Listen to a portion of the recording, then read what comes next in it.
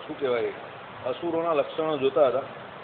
પરધન પરદારા અને પરાન્નનું જે હરણ કરવામાં તત્પર કેટલાક અસુરો જે પ્રકારે લોકો પોતાને ધર્મશીલ સમજીને અને સારો વિશ્વાસ લાવીને સ્ત્રીઓ ધન અને અન્ન વસ્ત્ર અલંકાર આદિ પોતાને આપે એ પ્રકારની દાંભિક ક્રિયાઓ કરવા લાગ્યા. બધા ઘણા ધર્મના નામ પર ધતિંગ કરતા હોય, બરાબર, પોતે બધું મોટી મોટી માળાઓ પહેરે ને બધા મોટા મોટા તિલકો કરે ને બધું કરે, બરાબર, ને પછી એમ કહે કે શું કે બધા પરધન એટલે બીજાનું ધન ગ્રહણ કરવામાં પાછા એ લોકોની વૃત્તિ હોય કાયમ માટે. પર સ્ત્રી એમ કહે કે બીજાની એમ કહે કે એનું, અને પરાન્ન એટલે લોકોના જેમ કે ખાવા પીવાનું એની પર જ નજર હોય. એટલે હું બધું હારું હારું ખાવા માટે બધું આ બધું ભોગ માટે બધું કામ કરતા હોય.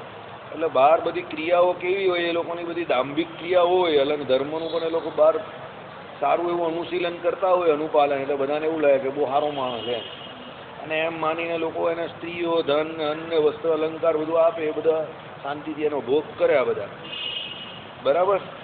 કિમ બહુના તે અસુરો સ્વાભિમત બ્રહ્મજ્ઞાન ભક્તિ અને સ્વધર્મનો પણ ઉપદેશ સ્વાર્થનો ત્યાગ કરી બીજાના ઉજ્જીવન માટે નહીં પરંતુ શાસ્ત્ર અર્થોના સ્વબુદ્ધિથી કલ્પેલા નિર્ણયો વડે જે રીતે પોતાને સ્ત્રી ધનાદી અર્થની પ્રાપ્તિ થાય તેને અનુકૂળપણે જ કરવા લાગ્યા. જો કાલે આપણે જે ચર્ચા કરીને કે જે માણસથી થતું નથી અને જે કરતા નથી એનામાં બહુ ફરક છે. આ ફરક છે. જો કાલે આપણે આ વસ્તુને જે ચલવેલી મુદ્દો જે કાલનો હતો એ આ પોઈન્ટ પર આ લોકો શું કરે છે તે સાંભળો. સ્વાભિમાત બ્રહ્મજ્ઞાન ભક્તિ અને સ્વધર્મનો પણ ઉપદેશ સ્વાર્થનો ત્યાગ કરી બીજાના ઉજ્જીવન માટે નહીં પરંતુ શાસ્ત્ર અર્થના સ્વબુદ્ધિથી કલ્પેલા નિર્ણયો વડે જે રીતે પોતાને સ્ત્રી ધનાદી અર્થની પ્રાપ્તિ થાય એ પ્રમાણે અર્થ કરવા લાગ્યા. એટલે સ્વાભિમત એટલે શું? પોતાને જે અભિમત હોય, પોતાની જે અભિરુચિ હોય, પોતાને જે સ્ત્રી ધનાદિક પ્રાપ્ત કરવામાં જે પ્રમાણે વર્તવાનું હોય એ પ્રમાણે જે શાસ્ત્રો હોય એના અર્થ કરવા માંડ્યા. બીજાના ભલા માટે નહીં, પરોપકાર માટે નહીં, બીજાને શાસ્ત્રોનો અર્થ સમજાવવા માટે નહીં, પણ પોતે પોતાનો મતલબ પેલો કહે ને वो खुद का उल्लू सीधा करने के लिए ये सब कर रहा था. પેટને અર્થે પુરાણી રે, બરાબર. એટલે શાસ્ત્રોનું કેવું અર્થઘટન પોતે અને જેમ ફાયદો થાય એ પ્રમાણે કરવા માંડ્યા. આ બહુ વસ્તુ ડેન્જરસ છે. જ્યારે શાસ્ત્રોનો અર્થ તમે તમારા મત પ્રમાણે તમારા પ્રમાણે કરવા માંડો ને એટલે સમાજમાં પછી બહુ અંધકાર ફેલાઈ જાય. અત્યારે આપણા સંપ્રદાયમાં પણ આવું ઘણું બધું ચાલે છે. બધા શાસ્ત્રોનો અર્થ પોતપોતાના હિસાબે કરવા માંડ્યા છે. આ અંધારું અત્યારે આપણે ત્યાં પણ વળગણ લાગેલું છે. આ વળગણ કેવી રીતે આ વળગણ લાગેલી છે આપણે ત્યાં પણ બધા હવે મન ભાવે એવા શબ્દોનો અર્થ કરે છે, શાસ્ત્રથી જુદા જ, બરાબર. શેષ સહસ્ત્રમુખ ગાય તો શેષ નારાયણ સહસ્ત્રમુખ ગાય એવી વાત કરે છે. નારાયણની અંદર જબરજસ્તી ઘુસાડે. શેષજીની વાત છે, સહસ્ત્ર મુખે કરીને શેષજી ગાય છે. શેષજી ભગવાન નારાયણનું કીર્તન કરે જ છે, તો આમાં પણ આવે છે. કા ના પાડે? શેષજી અને નારાયણ બંને અલગ અલગ છે. શેષ નારાયણ સ્વામિનારાયણની સ્તુતિ કરે એવું કહે પાછા. અરે ભાઈ, શેષ નારાયણ ભગવાન સ્વામિનારાયણ પોતે જ છે, કઈ બીજા થોડા છે કઈ. શેષ નારાયણ ને સ્વામિનારાયણમાં કોઈ ફરક નથી.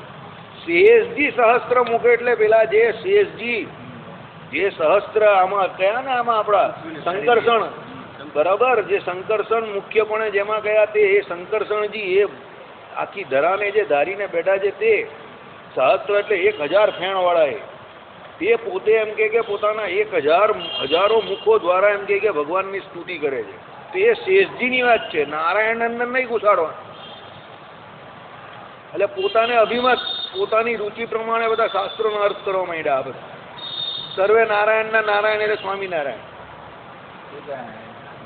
આવો અર્થ કરે છે એક જણ. આવો અર્થ ભૂતકાળમાં પણ થયેલો છે. આપણે ત્યાં માઇક ઉપર સર્વે નારાયણના નારાયણ એટલે સ્વામિનારાયણ લે મન ભાવે એવો અર્થ. એવું કા લખેલું ભાઈ? સર્વે નારાયણના નારાયણ એટલે સ્વામિનારાયણ. નારાયણ તો એક છે, નારાયણના સ્વામી એટલે સ્વામિનારાયણ. એટલે આ તો એટલે એ લોકો એમ જ કહે પણ સર્વે નારાયણના નારાયણ એટલે સ્વામિનારાયણ એમ. સ્વામી એટલે નારાયણ જ પાછા એમ.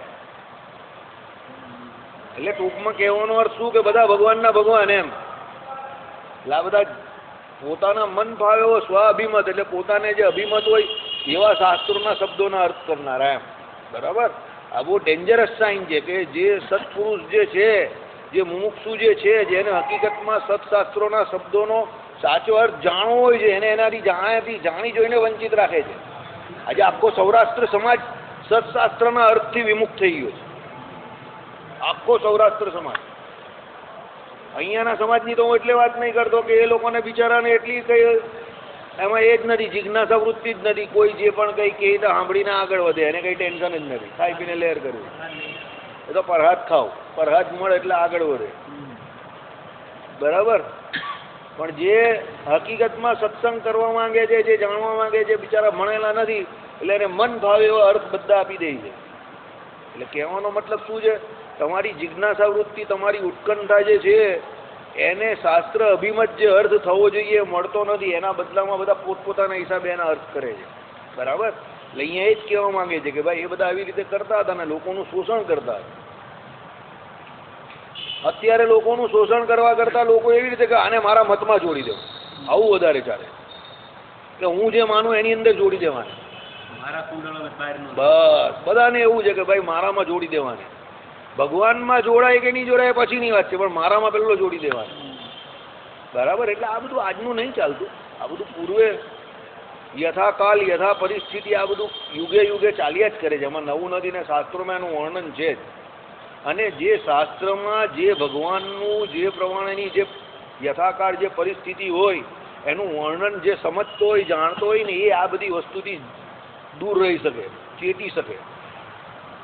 શ્રીજી મહારાજે ચોખ્ખું કહ્યું, સાધુને મન બધા સરખા. એ તો ખાલી ગામનો અર્થ છે, એ શાસ્ત્રનો અર્થ નથી.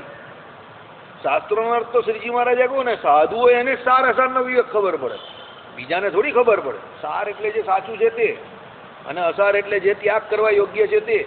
તો સાધુને મન બધા સરખા એ કઈ શ્રીજી મહારાજ કે અમારો મત નથી. વચનામૃતમાં શ્રીજી મહારાજે કહ્યું સાધુ એટલે સત્પુરુષ, સાચો પુરુષ. તો સાચા પુરુષને તો સાચાની કિંમત હોવી જ જોઈએ, અને એને એનું વર્ગીકરણ કરતા આવડવું જ જોઈએ, સાચું શું ખોટું શું.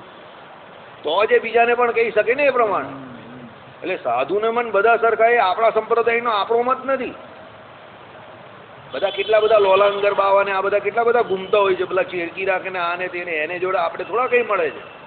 હમણાં પેલા બાપુ પકડાઈ ગયા કે એની જોડે કે આપણો મત થોડો મળતો આવે છે. બરાબર. એટલે આપણે ત્યાં આ રીત જ નથી. આપણે ત્યાં તો જે શાસ્ત્રો કહેતા હોય એ પ્રમાણે વર્તવું. બરાબર. એ જ રીત છે. ધર્મ પ્રધાનપણે માનવું એ જ રીત છે. મહારાજે નહીં કહ્યું, આપણે કાલે નહીં જોયું કે ભગવાનને ધર્મ બહુ પ્રિય છે.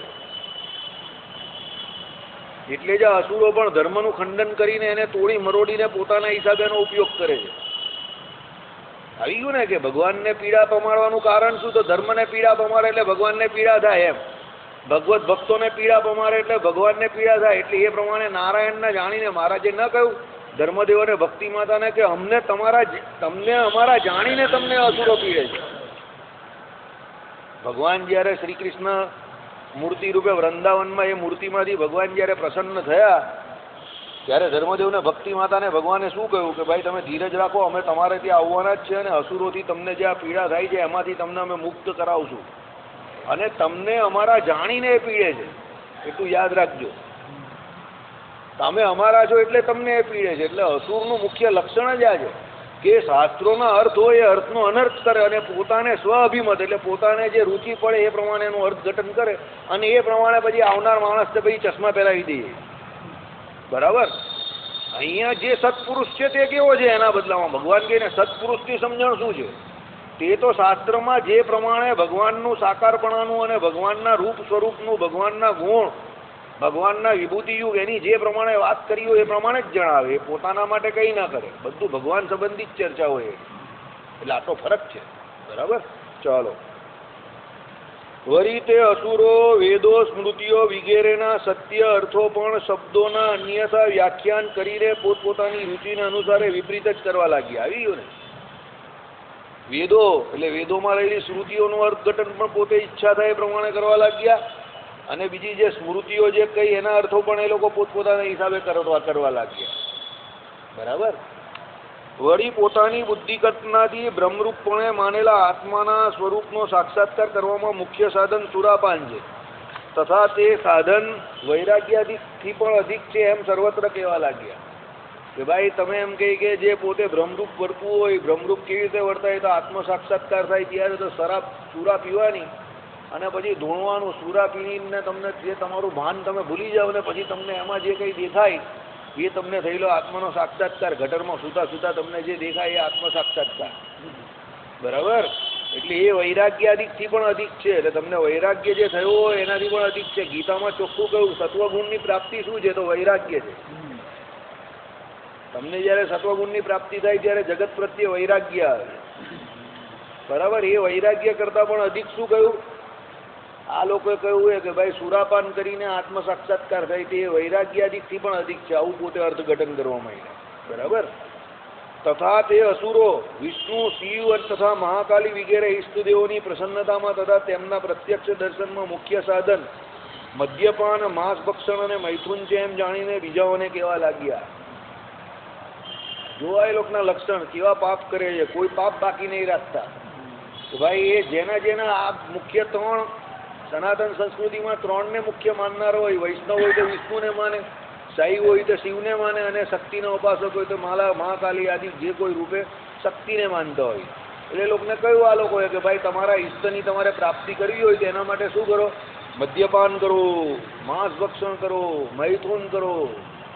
બરાબર? એને કરીને તમને એની પ્રાપ્તિ થઈ જશે.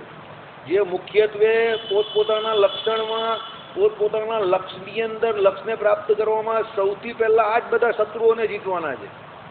દારૂ, માંસ, ચોરી, વટલુની ને વટલાઉની, હવેરી, આ બધું છોડવાનું છે પહેલા પંચવર્તમાનમાં.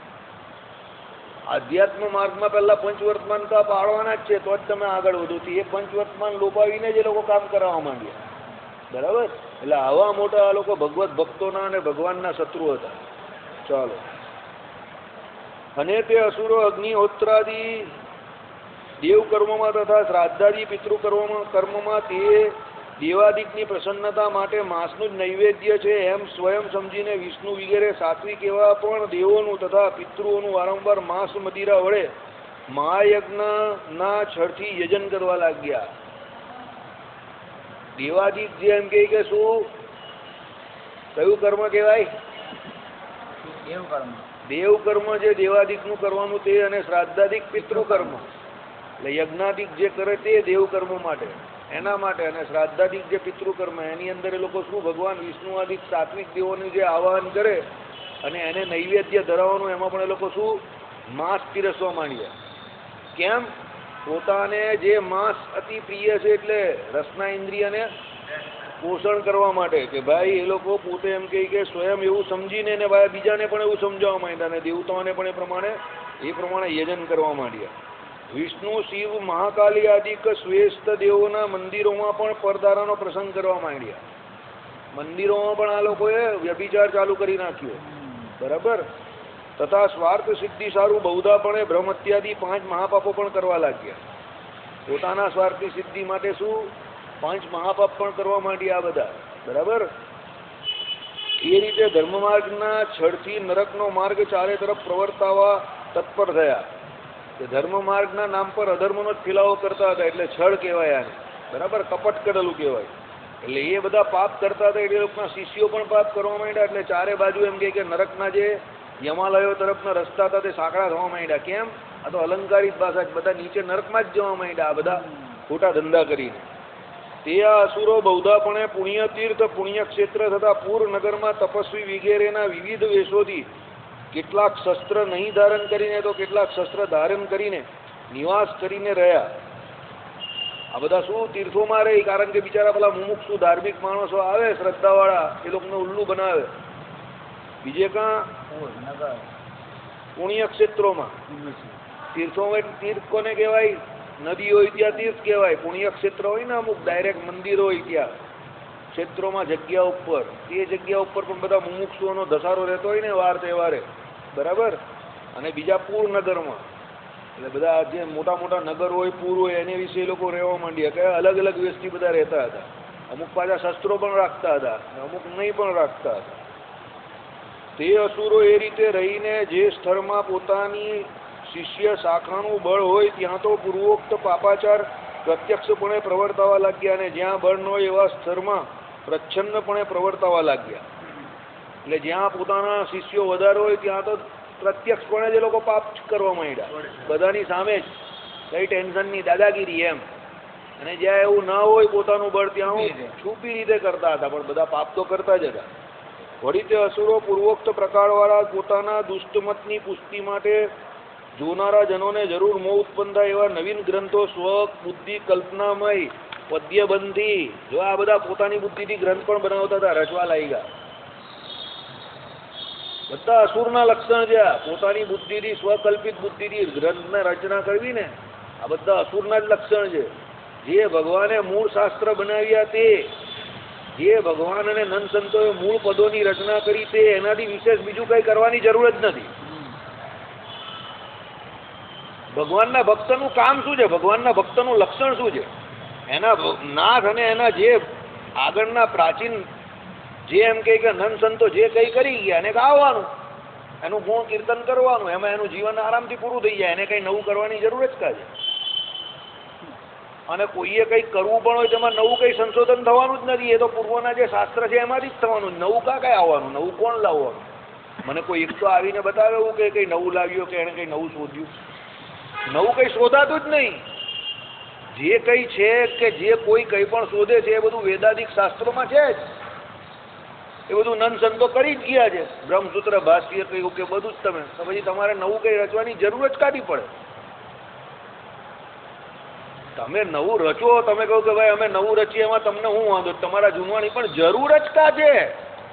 હું તમને કહું જરૂર જ નથી. તો મોક્ષ માર્ગમાં અત્યાર સુધી જેટલા સત્શાસ્ત્રો અને જેટલા નંદ સંતોએ કરેલા કીર્તનો પદો બધા બરાબર છે, તો પછી તું ખોટો હું કામ દાપણ કરવા જાય? જે છે એમાં ભજન કર ને શાંતિથી. એમાં તારું વચ્ચે જે છે એને હાચવ, એનું પ્રકાશન કર. ગાઈ શકવાના. હિયારીલાલજી મારા ચોખ્ખું તો કઈ પ્રક્ષેપ કરે. અરે એની અંદર ભાઈ એ તો અસુરનું લક્ષણ છે ને, પ્રક્ષેપ કરવો છે. આમાં આવ્યું તો ખરું પોતાની બુદ્ધિ પ્રમાણે. આ કાલે કહેતા હતા નંદ લાલા એટલે નંદ સંતોના લાલા, આવો અર્થ કરે છે અત્યારના. નંદ સંતો કા લઈ ગુજપા છે, અને નંદ લાલા એટલે ચોખ્ખું છે શ્રી કૃષ્ણ ભગવાન છે એની વાત છે. હવે શ્રી કૃષ્ણ ભગવાનની વાત આવે તો તારા પેટમાં કા હુળા અંદર ઘૂસે છે? શ્રી કૃષ્ણ પરમાત્મા તત્વ નથી, પરબ્રહ્મ તત્વ નથી. એટલા બધા જો તને પેટમાં હુળા ભોકાતા હોય એનાથી, તો પછી તો તું વૈદિક પરંપરા યુક્ત સંપ્રદાયને માનતો જ નહીં.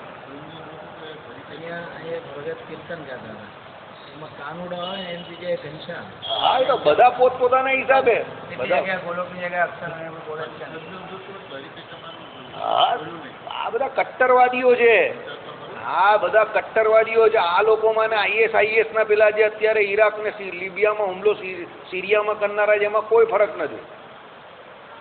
આ બધા અત્યારે ભેગા થઈ જ રહેલા છે. જેમ ત્યાં ભેગા થયા ને બગદાદી ને એની સભામાં બધા, અને એ લોકો ઈરાક પર કબજો કર્યો, તેમ આ બધા અત્યારે અહીંયા આપણે ત્યાં અંદર કબજો કરવાની વાત કરે. સમજો, આ બધા અંદરના IS જ છે, બધા કટ્ટરવાદીઓ. સ્વામિનારાયણ સિવાય બીજા કઈને માનવાના ને.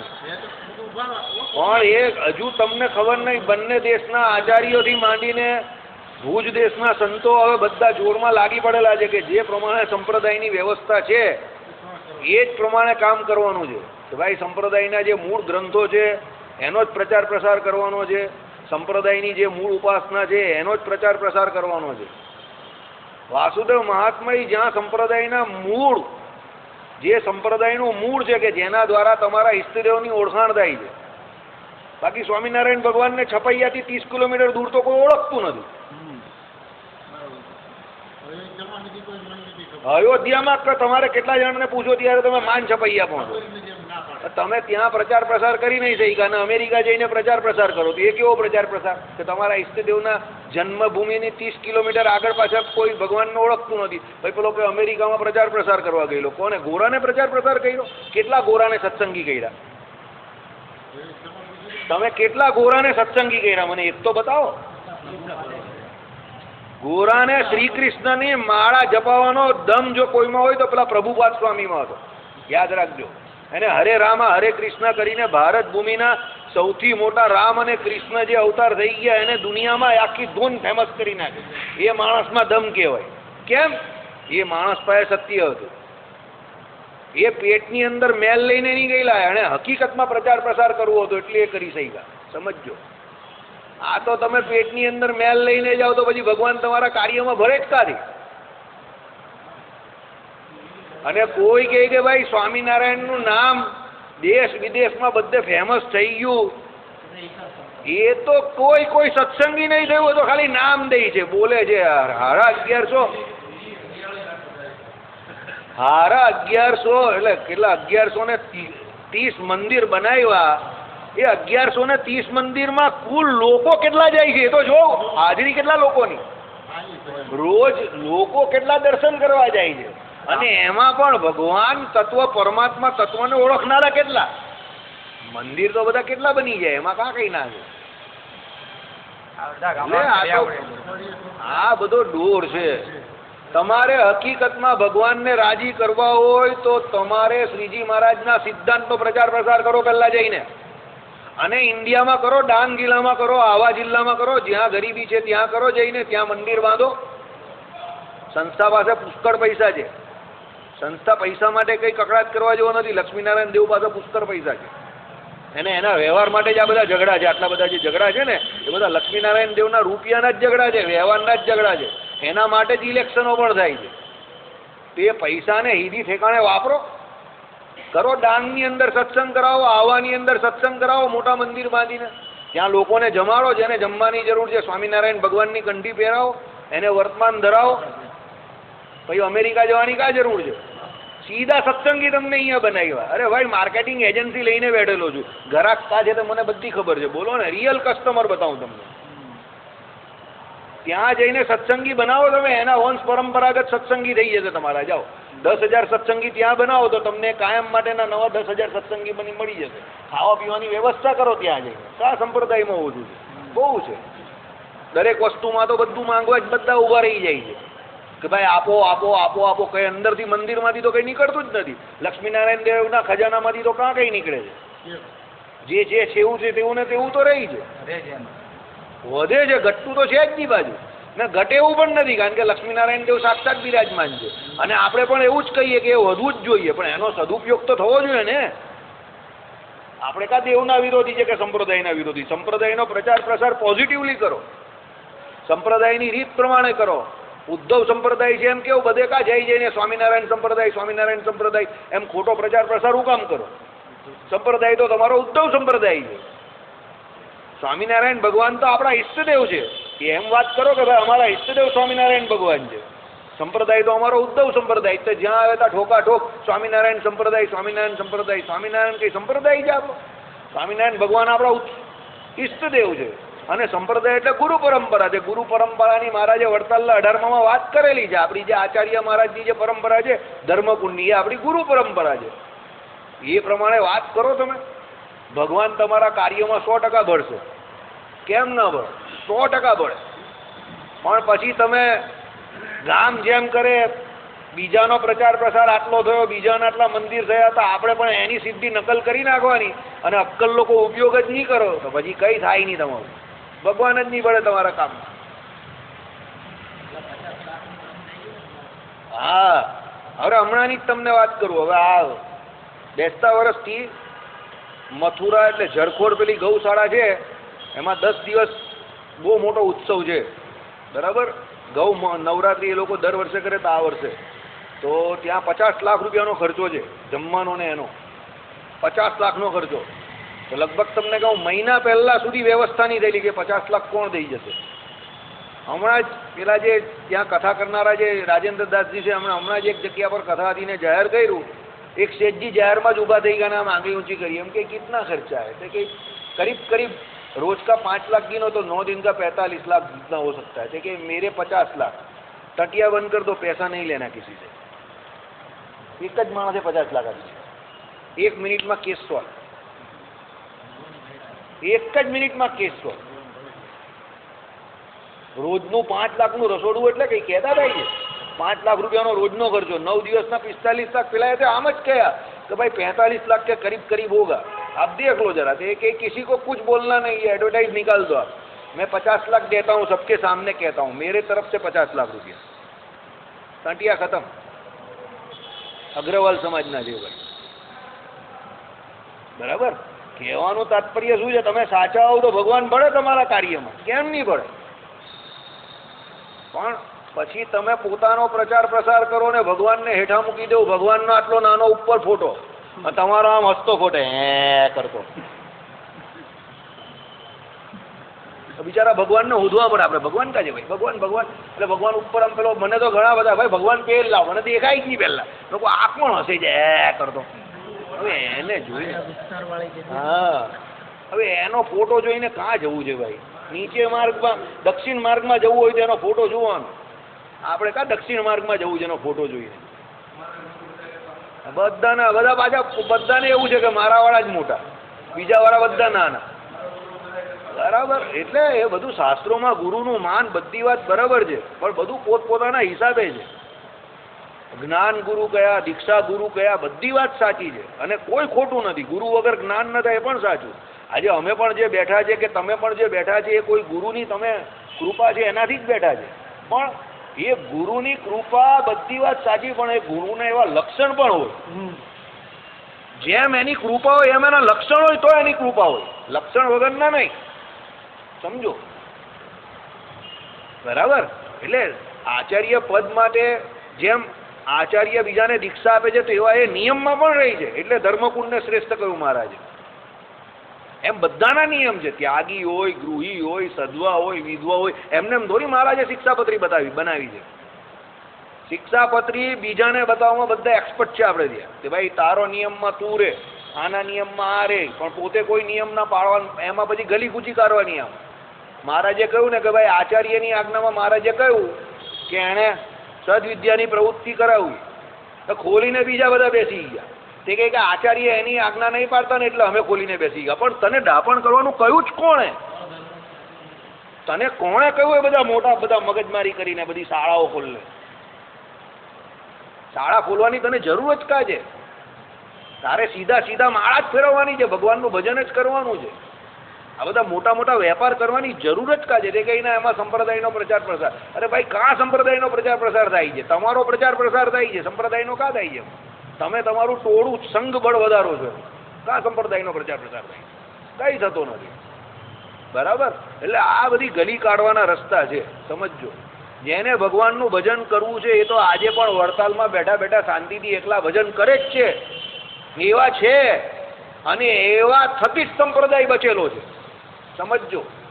એવા જે ઓછા પર્સન્ટેજમાં પણ લોકો જે છે ને, ભગવાન કહે ને કે આ પૃથ્વી, આ ધરા જે છે તે ટકેલી કેમ છે? કે ભાઈ એ ધર્મશીલ માણસો, એ ધર્મની અંદર રહેનારા અને ધર્મ જ્ઞાન વૈરાગ્ય સહિત ભક્તિ કરનારા એવા જે એકાંતિક ભક્તો છે એને કારણે આ પૃથ્વી બચેલી. તો સંપ્રદાય પણ એવા લોકોને કારણે જ બચેલો છે. એવા છે, હું તો કહું જ છું કે એવા છે જ, ના નહીં પાડતો. બરાબર. પણ જે પ્રમાણે છે એ પ્રમાણે જો વર્તે તો આ સંપ્રદાય સોનાનો થઈ જાય, એમાં ના નહીં. સત્શાસ્ત્રનો કરો પૂરેપૂરો પ્રચાર પ્રસાર. નવી જનરેશનને તો આપણે એ જ હાંક મારીએ છીએ. કરો સત્સંગી જીવનનો પ્રચાર પ્રસાર, કરો શિક્ષાપત્રી અર્થ દીપિકાનો પ્રચાર પ્રસાર, કરો હરિવાક્ય સુધા સિંધુ વચનામૃતનો પ્રચાર પ્રસાર, કરો ભક્ત ચિંતામણીનો પ્રચાર પ્રસાર, કરો હરિદિગ્વિજયનો, ભગવાનનો દિગ્વિજય, ભગવાનની વિજય પતાકા લહેરાઈ દીધી કે ભાઈ અમારો સંપ્રદાય વૈદિક છે, અમારા જે ઈષ્ટદેવ છે એ સાક્ષાત પરબ્રહ્મ પુરુષોત્તમ નારાયણ છે. અરે ભાઈ, તમને જેટલો તમારા ઈષ્ટદેવ પ્રત્યે ગર્વ છે એટલો જ અમને છે. તમે જેટલો નિશ્ચય સ્વામિનારાયણ ભગવાનનો ધરાવો છો એટલો જ અમે પણ ધરાવીએ છીએ, એમાં કંઈ ના નથી. પણ બીજાની લાઈન નાની કરીને નહીં કે ભાઈ વૈદિક પરંપરાએ યુક્ત બીજા જે કોઈ સંપ્રદાય છે એનું ખંડન મંડન કરીને નહીં, કે બીજાના ઈષ્ટદેવને નીચા પાડીને નહીં. બીજાના ઈષ્ટદેવ છે એ વ્યક્તિ અને આપણા ઈષ્ટદેવ એ વ્યક્તિ, એ કોઈ જુદા નથી. પરબ્રહ્મ તત્વ તો એક જ હોય. એટલે પરબ્રહ્મ તત્વને કોઈ નાના મોટા કરે એ કોઈ દિવસ અત્યાર સુધી આ દુનિયામાં ફાવ્યો નથી અને ફાવશે નહીં. કારણ કે પરબ્રહ્મ આખી અનંત કોટી બ્રહ્માંડમાં એક જ છે અને એ નાનું મોટું તત્વ હોઈ જ ન શકે. પરમ બ્રહ્મ એટલે શું? સર્વથી મોટું, સર્વથી પર. એનો અર્થ જ એ થાય છે. એટલે આવા જે છે પોતપોતાના રીતે અર્થઘટન કરનારા એ બધા એક ચોકામાં રહી જાય છે અને એ ચોકાથી બહાર નીકળતા જ નથી. એ લોકો કોઈ દિવસ સર્વગ્રાહ્ય થઈ ન શકે. સર્વગ્રાહ્ય કોણ થઈ શકે? જે સત્શાસ્ત્રમાં વર્તે એ જ સર્વગ્રાહ્ય થઈ શકે, યાદ રાખજો. બાકી બીજા પોતપોતાના હિસાબે એના ચોકા હોય અને પછી એ બીજાને ગાળો દેતો ફરે, પેલો આવો છે ને પેલો આવો છે ને આ પેલો આવો છે. અરે બીજાને ગાળ દેવાથી શું ફાયદો? તું આમાં જે પ્રમાણે કહું એ પ્રમાણે વર્તવા મન. બરાબર. ચાલો. દૈત્ય દાનવના અંશથી થયેલા રાજારૂપ અસુરોએ યક્ષો રાક્ષસો અને અદેવોના અંશથી થયેલા ગુરુરૂપ અસુરોનો જ ગુરુપણે આશ્રય કર્યો એટલે ગુરુઓ કર્યા. એટલે આ બધા જે દૈત્યો અને દાનવો હતા એ બધા શું, આ બધા જે ખાનાર પીનાર ને ખુદા દેનાર હતા આ બધાને શું કરી નાખ્યા? ગુરુ બનાવી દીધા. એ તો બનાવે ને, એ લોકોને એવું જ ગમતું હોય ને, જેની જેવી અભિરુચિ હોય ત્યાં જે જવાનો ને, એ બધા ખાવા પીવા વાળા હોય એટલે એ લોકો ત્યાં જ ચાલ્યા જાય. અત્યારે પેલા એક દાઢીવાળા બાબા છે એનો સૌથી વધારે પ્રચાર પ્રસાર છે. કેમ કે એમાં કોઈ ધર્મ નિયમ નથી, મધ્ય માસે પોતે જ બનાવતા હતા એવું કે બધા, એટલે બધું અત્યારે આવે જ છે. અને શંકરાચાર્યજીએ તો કહ્યું જ છે કે ભાઈ એનો કોઈ સંપ્રદાય નથી અને હિન્દુ ત્યાં ખોટું જાય છે, તો પણ એનો પ્રચાર પ્રસાર કેમ છે, એને હિન્દુઓ કેમ માને છે? કારણ કે એમાં કોઈ ધર્મ નિયમ નથી, એમાં કંઈ પાળવાનું નથી ને કંઈ ગાળવાનું નથી ને કંઈ ચાળવાનું નથી. એટલે બધા જેમ બને તેમ બધા દાઢીમાં ચાલ્યા જાય છે. એ દાઢીવાળા અમને બહુ ચાલ્યું છે એનું. બરાબર. ટોપીવાળા અને દાઢીવાળા સમજી જાઓ, સમજને વાલે સમજ ગયે. બરાબર. એ કંઈ વૈદિક પરંપરામાં નથી આવતા. હશે કોઈ સત્પુરુષ, આપણે ના નહીં પાડતા, પણ એ કોઈ સનાતન સંસ્કૃતિ જોડે એમનું કોઈ રિલેશન નથી. એમાં કોઈ ધર્મ નિયમ કંઈ આવતું નથી એટલે બધા જોડાયા કરે પોતપોતાના હિસાબે. ભાઈ બહાર જઈને જે ખાવું પીવું હોય તો ખાવું પીવો, પાલખી લઈને દોયડા કરવાનું. બરાબર. બધા હાવ અનભાવ બધું કેવા લોકો રહી છે. મને તો એમ થાય કે કેવા માણસ, નગારા ટગારા લઈને બધા નીકળી જ પડે જ્યાં જાય ત્યાં. કઈ કોઈ પડી જ નહીં, કોઈને કંઈ ખબર નહીં. જ્યાં હોય ત્યાં નગારા ને ઢોલ ને ટગારા લઈને નીકળી જ પડે જે હોય છે. બીજું કંઈ આવડતું જ નહીં કોઈને. બરાબર. ભોળી પ્રજાને બધા છેતરવાનું કામ કરે છે. ચાલો. અસુર ગુરુઓની આજ્ઞાને અનુસારે વર્તનારા રાજારૂપ કેટલા અસુરોએ અધર્મ પથ પ્રવર્તાવીને વર્ણાશ્રમની ધર્મ મર્યાદા ભેદી નાખી. એટલે જે ગુરુઓની આજ્ઞાના અનુસાર આ બધા જે ગુરુ હતા તે પાછા રાજાઓને પણ ભટકાવતા હતા. બરાબર. એટલે હવે રાજા અને ગુરુ ભેગા થઈ જાય તો બિચારી પ્રજાનો તો મરો જ નહીં.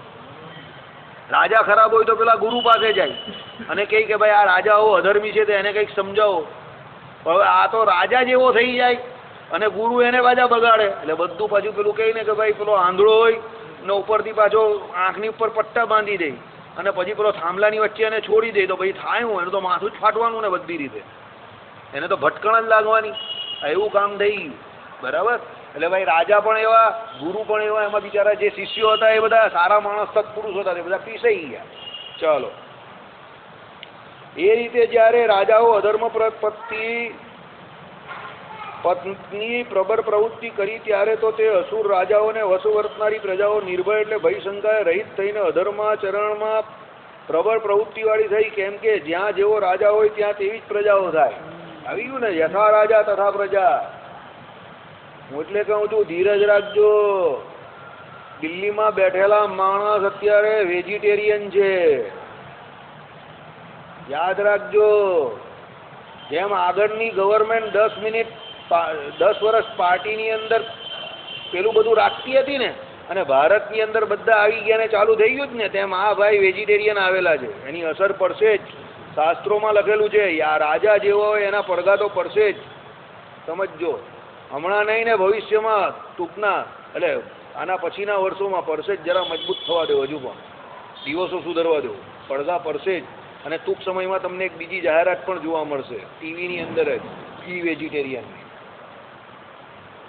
જેમ નોનવેજ વાળા એનો પ્રચાર પ્રસાર કરે જ ને, એમ બી વેજીટેરિયનની તમને જાહેરાત ટૂંક સમયમાં ટીવી પર દેખાશે. બરાબર. કોના તરફથી દેખાશે હમણાં સસ્પેન્સ નથી ખોલતો, પણ તમને એ પણ ખબર પડી જશે કે કોના તરફથી દેખાશે. પણ બી વેજીટેરિયનની જાહેરાત તમને થોડા સમયમાં ટીવી પર દેખાશે. એના માટેનું પ્રયાણ ચાલુ કરી નાખ્યું છે. બરાબર. કેમ લોકો જેમ નોનવેજનું પ્રમોશન કરે છે ને, એમ આપણે હવે એક આ નવું કામ હાથમાં લીધું છે, બી વેજીટેરિયન. અને ભારત ભૂમિની ઉપર એનો પ્રચાર પ્રસાર કરવો છે. જેટલા પણ માધ્યમ છે ને, ટીવી છે, સોશિયલ મીડિયા છે, એના દ્વારા કે હિન્દુઓ પાછા પોતપોતાના લક્ષ્ય તરફ આગળ વધે અને બેક ટુ ઓરિજિન.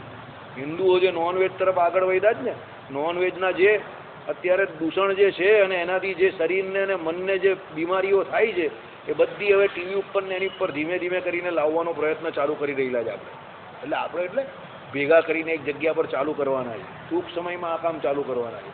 કોઈનો વિરોધ નહીં કરવાનો, કોઈની જોડે ઝઘડો નહીં કરવાનો, આપણે આપણો પ્રચાર પ્રસાર કરવો. 5-10%, 15% બી જે સફળતા મળે એમાં, જે લોકો નોનવેજ ખાતા થઈ ગયા આ બાજુ આવી જાય તો એ બહુ મોટી સફળતા છે. બરાબર?